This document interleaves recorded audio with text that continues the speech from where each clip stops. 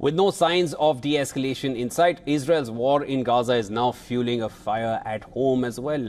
Tens of thousands of people took to the streets of Israel on Saturday, demanding Prime Minister Benjamin Netanyahu's resignation and the return of all the hostages who are still held captive in Gaza. Now, the protests that broke out across various cities in the country are a part of the routine Saturday protests that began since the 7th of October last year.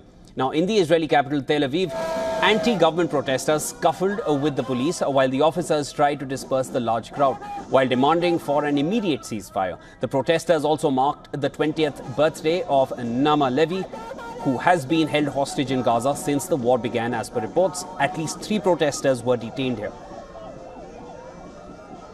According to a latest television poll, a majority of Israelis believe their former Premier Naftali Bennett is a better prime ministerial candidate than the incumbent Prime Minister Benjamin Netanyahu. The poll showed that 36% of the respondents said they prefer Bennett, while 28% prefer Netanyahu, and the rest 31% preferred neither. Notably, Bennett quit politics back in 2022 after the collapse of his coalition government. However, he has hinted of a return to active politics. I'm here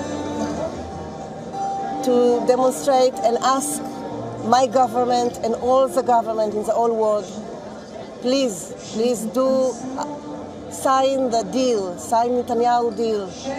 Just do it. Bring them back home to their children, to their parents, to their families. We are all broken and tired, and we want to make end to this tragedy.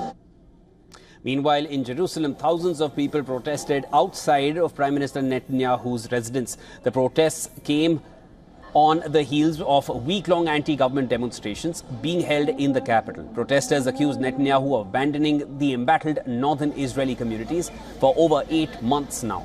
Due to the frequent Hezbollah crossfire, over 60,000 residents have been displaced from Israel's northern border areas. Now, this comes as Netanyahu's government has vowed to not stop the war until Hamas is completely destroyed. As of now, at least 112 hostages remain in Gaza. Not all of them are alive.